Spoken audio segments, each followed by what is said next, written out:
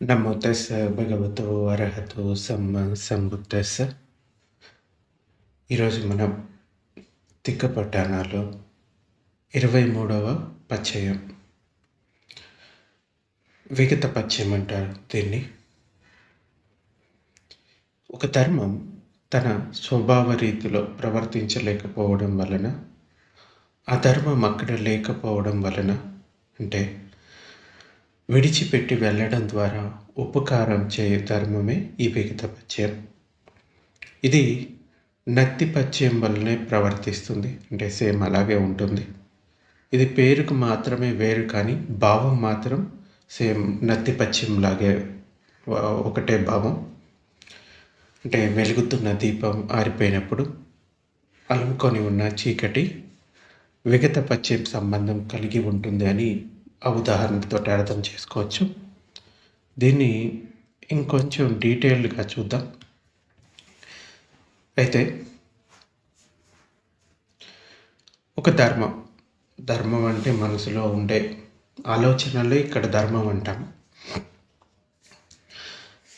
మానసిక స్థితులు, ఆ ధర్మం అంతరించడం లేకుంటే మాయమవ్వడం ద్వారా మరొక ధర్మం పుట్టడానికి మార్గం అన్నది సుగమం చేయడాన్ని విగత పచ్చ అంటారు. అంటే ముందున్న స్థితి వెళ్ళిపోతేనే అప్పుడు కానీ తర్వాత స్థితి రాదు. ఉదాహరణకి సూర్యుడు అస్తమించి, అంటే వెలుగు అనేది విగతమైతే చంద్రుడు లేకుంటే చీకటి కనిపిస్తుంది. వెలుగు ఉన్నంత వరకు కూడా చీకటి ఉండదు. వెలుగు వెళ్ళిపోవడమే చీకటి రావడానికి కారణం. అలాగే మన మనసులో ఒక ఆలోచన, అంటే ఒక చిత్తం అంతరించినప్పుడే దాని తర్వాత వచ్చే ఆలోచన పుడుతుంది. మొదటి ఆలోచన విగతం కావడం అనేది రెండో ఆలోచన కలగడానికి ప్రధానమైన కారణం. అయితే ఈ నత్తి పచ్చయకి దీనికి చాలా దగ్గర సంబంధం ఉంటుంది. నత్తి పచ్చయాలు ఏం చెప్పుకున్నాం, ప్రస్తుతం లేకపోవడం వల్ల కలిగే కారణం. అయితే విగత పచ్చయాలు అంతకుముందు ఉండి ఇప్పుడు తొలగిపోవడం వల్ల కలిగే కారణాన్ని విగత పచ్చయ అంటాం. ఇక్కడ మనం దీని ద్వారా అర్థం చేసుకోవాల్సింది ఏంటంటే, ఏది శాశ్వతం కాదు, అంతా అనిత్యం, మారుతుంది. ప్రతి చిత్తక్షణం కూడా మార్పు చెందుతూనే ఉంటుంది. ఒక అనుభవం లేదా స్థితి ముగియడం అనేది మరో కొత్త అనుభవం మొదలవడానికి అవసరమైన పునాది అని ఈ విగత పచ్చ మనకి చెప్తుంది. దీన్ని ఇలా ఒక స్టోరీ లాగా అర్థం చేసుకుంటే ఇంకా క్లియర్గా ఉంటుంది. ఒక చిన్న కథలో చెప్తాను, దానివల్ల ఈజీగా అర్థం చేసుకోగలుగుతారు.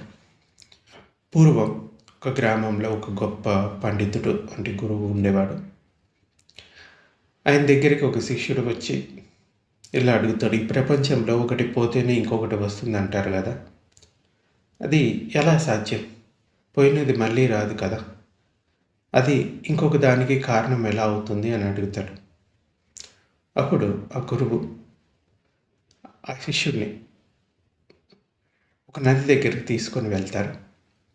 అక్కడ ఈ విగత పచ్చయాన్ని 3 ఉదాహరణలతోటి ఆ శిష్యుడికి వివరిస్తాడు.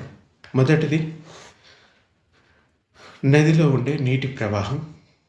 అంటే గురువు నదిలో ప్రవహిస్తున్న నీటిని చూపిస్తూ ఇలా అన్నారు, చూడు, ఇప్పుడు నీ ముందున్న ఈ నీటి బిందువు ఇక్కడే ఉండిపోతే వెనక నుంచి వచ్చే నీటి బిందువు ముందుకు రాగలదా అంటే, లేదు గురువుగారు, రాలేదు అంటాడు ఆ శిష్యుడు. మరి ఆ పాత నీరు ముందుకు వెళ్ళిపోతేనే కదా కొత్త నీరు ఇక్కడికి వచ్చేది అంటాడు. అయితే ముందున్న నీరు ఆ ప్రదేశం నుండి విగతం కావడం వల్లే, అంటే వెళ్ళిపోవడం వల్లనే వెనుక ఉన్న నీరు ఆ ప్రదేశానికి రావడానికి వీలుంది. ఆ పాత నీరు వెళ్ళిపోవడమే కొత్త నీరు రావడానికి కారణమవుతుంది. ఇంకొక ఉదాహరణ చెప్తాడు. ఒక చెట్టును చూపిస్తూ, ఈ చెట్టుకి పాత ఆకులు రాలిపోకుండా ఉంటే కొత్త చిగుర్లు వచ్చే అవకాశం ఉంటుందా అని అడుగుతాడు పండితుడు. ఉండదు గురువుగారు, పాత ఆకు రాలిపోయి ఆ స్థలాన్ని ఖాళీ చేస్తేనే కొత్త చిగుర్లు అంటే కొత్త మొగ్గ అన్నది వస్తుంది అన్నాడు. అంటే పాత ఆకు నిరోధం అంతరించడం చెందితేనే కొత్త ఆకు పుట్టడానికి మార్గం దొరికింది. ఇంకొక ఉదాహరణ కూడా చెప్తాడు గురువుగారు. అంటే ఒక గ్లాసు నిండా నీళ్లు తీసుకున్నాడు ఆ పండితుడు. నాకు ఇందులో పాలు కావాలి, ఇప్పుడు నేనేం చేయాలి అని అడుగుతాడు. అయితే ఆ శిష్యుడు అంటాడు, ముందు ఆ నీటిని పారబోయాలి, తీసేయాలి, అప్పుడే పాలు పోయడానికి వీలవుతుంది అంటాడు. అంటే నీరు ఆ గ్లాసులో నుంచి విగతమైతేనే, అంటే వెళ్ళిపోతేనే పాలు అందులోకి రాగలుగుతాయి. అప్పుడు చెప్తాడు, నాయనా మన మనస్సు కూడా అంతే. నీ మనసులో ఒక పాత ఆలోచన అలాగే ఉండిపోతే కొత్త జ్ఞానం కలగదు. ఒక ఆలోచన పుట్టి అది విగతమై అంటే మాయమైపోతేనే దాని తర్వాతి ఆలోచన పుడుతుంది.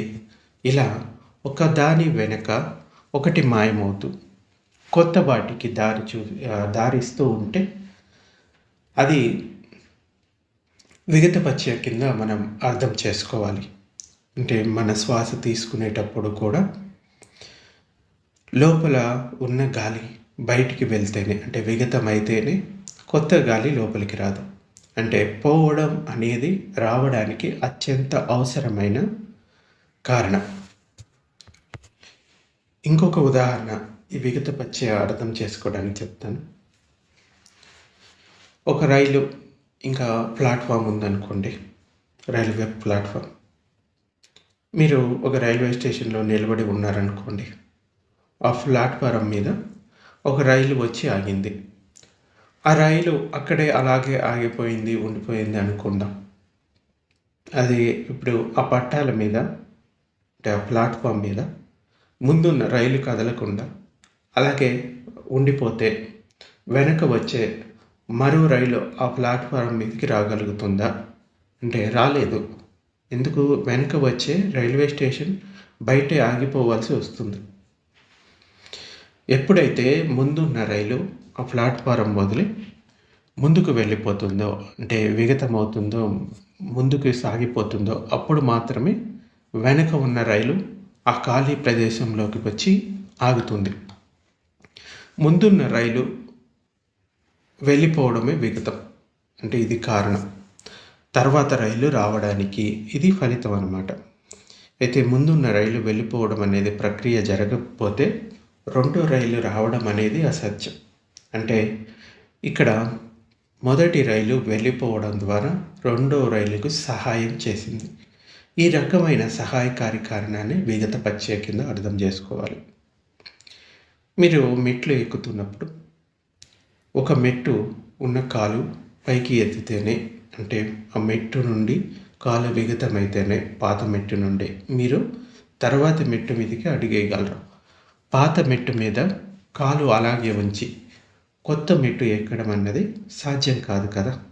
అలాగే మన జ్ఞానం పెరగాలన్నా కూడా ఇదే సూత్రం వర్తిస్తుంది. మనలో ఉన్న అజ్ఞానం లేదా పాత అభిప్రాయాలు విగతమైతేనే, అంటే తొలగిపోతేనే కొత్త సత్యాలు మన మనసులోకి ప్రవేశిస్తాయి. దీనికి మనకి రోజువారీ జీవితంలో ఎన్నో సమస్యలు ఎదుర్కొంటాం కదా. దానికి ఎలా పనిచేస్తుంది? ముఖ్యంగా లెట్టింగ్ గో చేయటం, పాత జ్ఞాపకాలను వదిలేయటం, అంటే గతకాలపు చేదు జ్ఞాపకాల నుండి విముక్తి పొందటం. ఇప్పుడున్న కాలంలో చాలామంది డిప్రెషన్ లేదా ఆందోళనతో బాధపడటానికి కారణం గతంలో జరిగిన బాధల్ని పట్టుకొని వేలాడటమే. ఈ విగతపరిచయ మనకు ఏం చెప్తుందంటే, నీ మనసులో కొత్త సంతోషం పుట్టాలి అంటే పాత బాధ విగతం కావాలి. పాత గ్లాసులో నీటిని వంపేస్తేనే కదా కొత్తగా జ్యూసో పాలో పోసుకోగలుగుతాం. అలాగే పాత బాధలను వదిలేస్తేనే కొత్త ఆశలు చిగురుస్తాయి. అలాగే రోజువారీ జీవితంలో జరుగుతున్న మార్పుని స్వీకరించడం, అవి ఎటువంటివైనా కానీ టెక్నాలజీ మరియు సమాజం వేగంగా మారుతూ ఉన్నాయి. పాత పద్ధతుల్ని పట్టుకొని కూర్చుంటే మనం వెనుకబడిపోతాం. పాత టెక్నాలజీ లేదా పాత ఆలోచన ధోరణి అది విగతం అయితేనే కొత్త ఆవిష్కరణలు వస్తాయి. ఉదాహరణకి కొన్ని సంవత్సరాల క్రితం కేవలం బటన్ ఫోన్లో యూజ్ చేస్తారు. అది మాయమైంది కాబట్టి స్మార్ట్ ఫోన్ అనేది ఇప్పుడు రాజ్యం వెళ్తున్నాయి. అంటే మార్పును చూసి భయపడకుండా ఒకటి ముగిస్తేనే ఇంకొకటి మొదలవుతుంది అనే స్పృహను ఇది కలిగిస్తుంది. అలాగే క్షమించే గుణాన్ని కూడా పెంచుకోవాలి. చిన్న చిన్న కారణాలకి గొడవలు, కొట్లాటలు ఇవి జరుగుతూ ఉంటాయి. దీనికి కారణం ఎదుటి వ్యక్తి చేసిన తప్పును మనసులో అలాగే దాచుకోవడం. ఎదుటి వ్యక్తి చేసిన తప్పును మనసులో నుండి విగతం చేయడం అంటే తొలగించడం చేస్తేనే ఆ స్థానంలో ప్రేమ మరియు స్నేహం మళ్ళీ పుడుతుంది. పాత కోపాన్ని వదిలేయటం అనేది సంబంధం నిలబడడానికి ఒక పచ్యంగా అవుతుంది, అంటే ఒక కారణంగా అవుతుంది. ఇంకా ఏవైనా అపజయాలు ఎదురైనప్పుడు వాటిని పట్టుకొని ఏడవకుండా వాటి నుంచి బయటపడటం ఇది నేర్పిస్తుంది మనకి. ముఖ్యంగా చదువుకునే పిల్లలు కానీ లేకపోతే బిజినెస్ చేసేవాళ్ళు ఒక ఓటమి ఎదురవగానే కుంగిపోతారు. ఒక విఫలమైన ప్రయత్నం ముగిసిపోయింది అంటే విగతమైందని గుర్తించినప్పుడే కొత్త ప్రణాళికతో ముందుకు వెళ్ళే శక్తి వస్తుంది. ఆ ఫెయిల్యూర్ అక్కడితో అయిపోయింది, అది వెళ్ళిపోయింది కాబట్టి నాకు కొత్త అవకాశం వచ్చిందని అనుకోవడమే ఇప్పుడున్న సొసైటీకి చాలా ముఖ్యం అన్నమాట. సో అది పాతది పోయింది కాబట్టి కొత్తది వచ్చింది, మళ్ళీ ప్రయత్నం చేయడం అంతే. కొన్ని చెడు అలవాట్లను వదలడం కూడా ఇలాగే ఉంటుంది. స్మోకింగ్ కానీ లేకపోతే సమ్ అడిక్షన్స్ కానీ మానుకోలేకపోవడానికి కారణం ఏంటంటే పాత వ్యసనాన్ని వదలడానికి ఇష్టపడకపోవడం. ఒక చెడు అలవాటును మన జీవితం నుండి విహితం చేస్తేనే ఆరోగ్యకరమైన జీవన శైలి అనేది మొదలవుతుంది. ఆ గ్యాప్ని సృష్టించుకోవడమే మన సక్సెస్కి మూలం అనమాట. అంటే సమాజంలో మనం ఎప్పుడు రావాలి రావాలి అని కోరుకుంటాం, కానీ విగతపచ్చ ఏం చెప్తుందంటే వదిలేయడంలోనే ఉన్న గొప్పతనాన్ని మనకి నేర్పిస్తుంది. వదిలేస్తేనే వస్తుంది, మనం పాత వాటిని వదిలేస్తేనే కొత్తది ఆ స్థానంలో చేరుతుంది. ఇది కనుక మనకు అర్థమైతే మనిషికి మనసులో ఉన్న అనవసరమైన బరువు తగ్గుతుంది. అంచేత మీరు మీ జీవితంలో ఏదైతే పాత మానసిక బరువుని ఇంకా పట్టుకొని వదిలిపెట్టకుండా ఉంటున్నారో దాన్ని వదిలిపెట్టండి. అనారోగ్యమైన ఆలోచనలు వదిలిపెడితే అప్పుడే ఆ స్థానంలోకి కుశల ఆలోచనలు రావడానికి మనం అవకాశం ఇస్తాం.